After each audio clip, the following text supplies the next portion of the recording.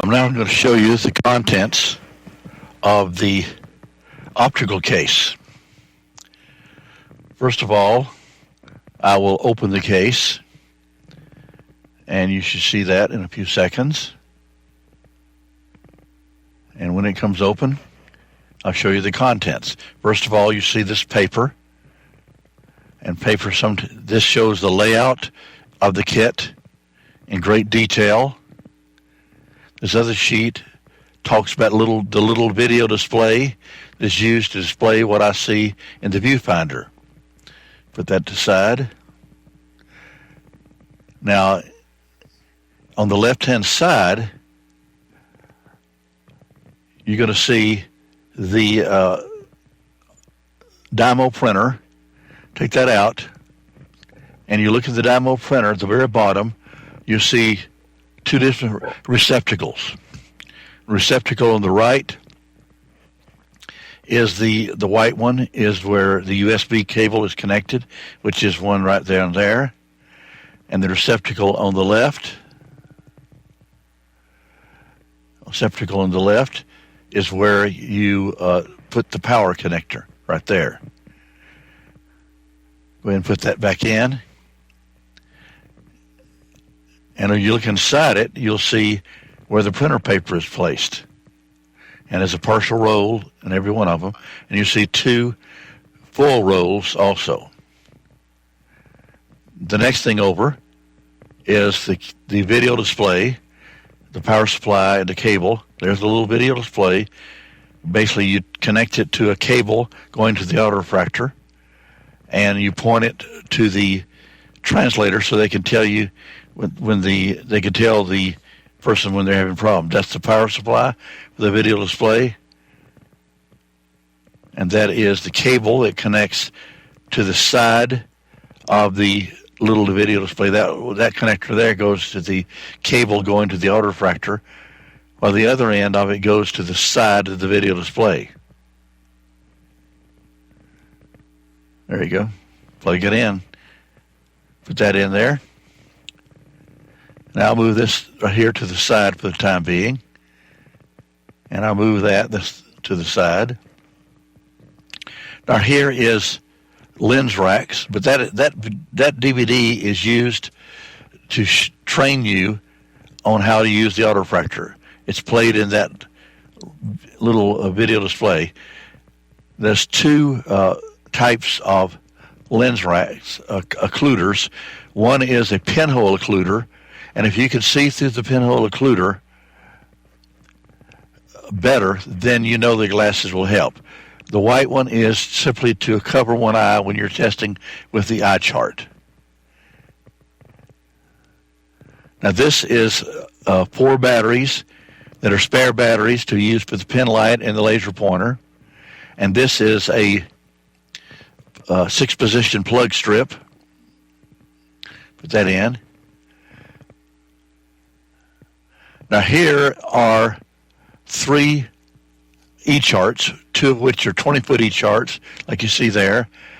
And then a third one is the 10-foot E-chart, like you see there. So you can test at a closer distance.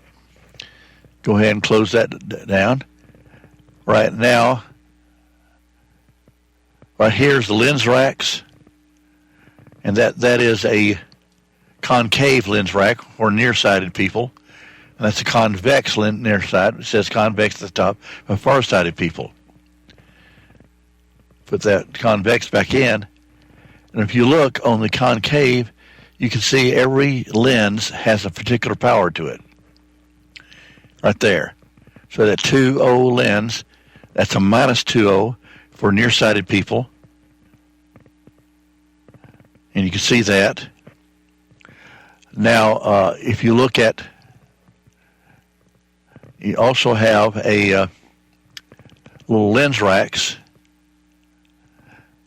That is a plus or minus 0.50 flipper. And you use that in combination. That's the plus or minus 0.25, the other one. Move that out. And if you take the lens rack out again, And if you hold that in front of the lens rack at the 0.25 area, at the 2 area, and you have a 0.50 lens rack, if you hold that in front of that -2 lens, then the combination is minus 2.50. And that, you say, if they're looking through that lens and they can see better through that, then you're going to key that in, manually key that in to the glasses inventory program. Now go ahead and put that back in so you can get it closed. It's a little bit hard to do that. All right, about got it. All right, I'll go ahead and when I get it closed completely, I'll put it back in. Now this is it's called a ProView eyeglass. It's a pressure indicator for the eye. It tells you if the person has glaucoma. And you can see it has some numbers on the side. We'll go ahead and zoom in on that so you can see the numbers. Keep zooming. And you see those numbers right below my thumb. It's on the side of those. And those numbers there. Whenever you put that on the person's eye and press on the eyeball, or actually the eyelid, then you'll be able to check and see if the pressure is right. Now, when the person sees a black dot, then you know that they have got a reading. Or put that back. Zoom back out again. Get that completely out. And then I'm going to pull out the penlight. And in that case, it's penlight and a laser pointer. I take that out. That's the penlight. You see, there it is. Flash that light in their eyes when you dilated them. And if you see a reaction from the pupil, they're not fully dilated. The pupil should be completely wide open. Okay, now I'm going to pull out the laser pointer. You see, there it is. Pull out the laser pointer. And the laser pointer is used to see, you see a red light dot on my eye, is to point to different lines on the E-chart. Let's turn it the correct way. And the idea is you point at that one of those E's and tell them which one you can see clearly. If it's between the green and the red line, you can see then it's 20/20 or 20/30 vision, which is really good vision. I go ahead and close that out. Now, I move this over to the side because I want to show you the toolkit. Open up the toolkit. First of all, you open this up. That contains a lighter fluid for the heater that's used to heat glasses, the heat shrink tubing, and it also has a little cigarette lighter. Okay, and use cigarette lighter in case the flint on the heater does not work. Put that aside. Now I'm going to open up the toolkit. We open up here. First of all, you'll see the screwdrivers. Those are flat edge screwdrivers for glasses. And this is the Phillips head screwdrivers, different sizes. That is heat shrink tubing. I'll show you later what that does.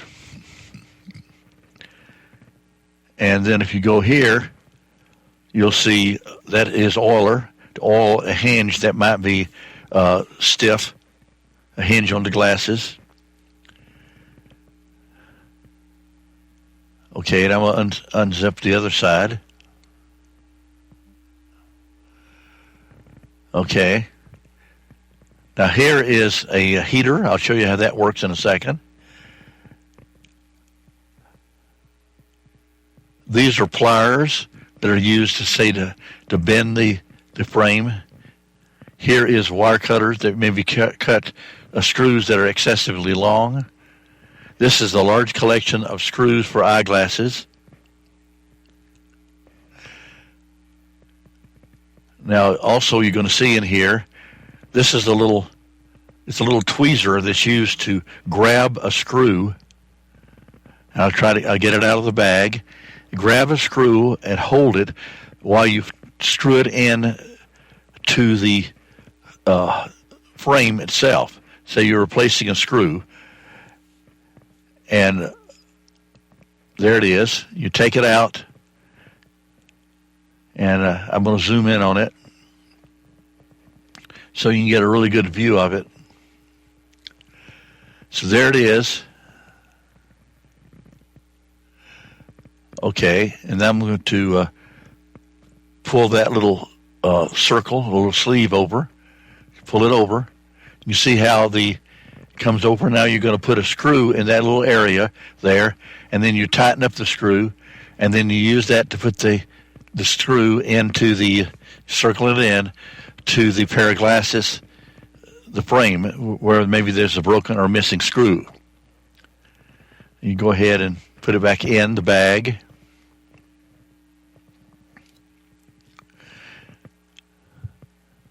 I'll zoom out a little bit. The next thing I want to show you is that is called a whale heat gun. I'm going to show you how that works. You open it up, and then you're going to look at a little picture on the side there, and you can put that into the gun, close it up, and then I'll put it down for a second. This is the heat shrink tubing. Get the heat shrink tubing out, get a pair of wire clippers. I'm going to clip off a section of that heat shrink tubing. Just click off a piece of it. Put the heat shrink tubing aside. Now I'm going to get a pair of glasses. I'm going to fit the heat shrink tubing to that pair of glasses. As soon as I get it out of the bag, it'll appear in a second. Oh, there's a pair of glasses, and I assume that that little plastic frame there was cracked, had a crack on it, and it'll be damaging the person's ear. So what you're going to do is slide that heat shrink tubing over that area of the earpiece, and then you use the heat gun, and you press the button on the heat gun, and you see a red hot. There it is. See, it's red. It's hot. Shows white, but it's hot. And you turn it toward the heat shrink tubing, and just keep going up and down, turning the frame around so you cover all sides of the heat shrink tubing. You see now the tubing is shrinking. It's getting much smaller. Keep going around it. It's shrinking, getting smaller and smaller, shrinking. You want to get all sides of it. I'm going to try to get everything on there so it's fully shrunk. And that's covering that crack that may have, that the frame may have a damage on that could injure or hurt somebody's ear. So you give them some protection right there. And keep going until it's fully shrunk. And eventually it'll be ready. And you're going to, when you got that, you'll look at put that heat gun down and take a look at you can see this. I'll zoom in on a little bit. There you go. And you can see that shrink tubing is tightly connected to the earpiece, and therefore it's protecting the person's ears against that broken earpiece. So I'm zooming out.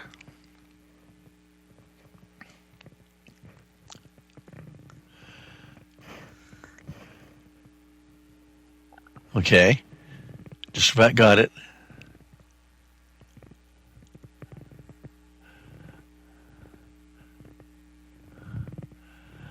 Okay, got everything that I'm on here.